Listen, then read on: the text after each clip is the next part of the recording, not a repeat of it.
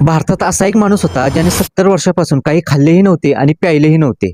आणि जेव्हा डॉक्टरांनी 15 दिवस एका बंद खोलीत त्यांना ठेवले, तेव्हा त्यांच्या शरीरात कोणताही बदल दिसून आला नाही. हे भारताच्या सर्वात विचित्र आध्यात्मिक प्रकरणांपैकी एक होते. योगी प्रल्हाद जानी यांनी असा दावा केला होता की 1940 पासून ते 2020 पर्यंत त्यांनी अन्नाचा एक कणही खाल्ला नव्हता आणि पाणीही प्यायले नव्हते. डॉक्टरांच्या मते हे अशक्यच होते. त्यामुळे त्यांना अहमदाबादमध्ये एका हॉस्पिटलमध्ये 24 तास सीसीटीव्हीच्या निगराणीखाली ठेवण्यात आले होते. आधी 10 दिवस आणि नंतर 15 दिवस त्यांना एका सीलबंद खोलीत ठेवण्यात आले होते. या काळात ना त्यांनी अन्न खाल्ले ना पाणी पिले.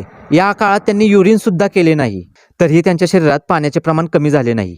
या घटनेने विज्ञान देखील चकित केले आहे आणि या घटनेने आध्यात्मिक जगात मोठी चर्चा केली आहे. तर जानी यांचं असं म्हणणं आहे की देवी त्यांना शक्ती देते. DRDO या संस्थेने देखील मान्य केले की याआधी अशी घटना त्यांनी कधीच पाहिली नव्हती. आंतरराष्ट्रीय शास्त्रज्ञांच्या मते कॅमेऱ्याच्या काही ब्लाइंड स्पॉटमुळे या प्रकरणाला शंका निर्माण करण्यात आली आहे.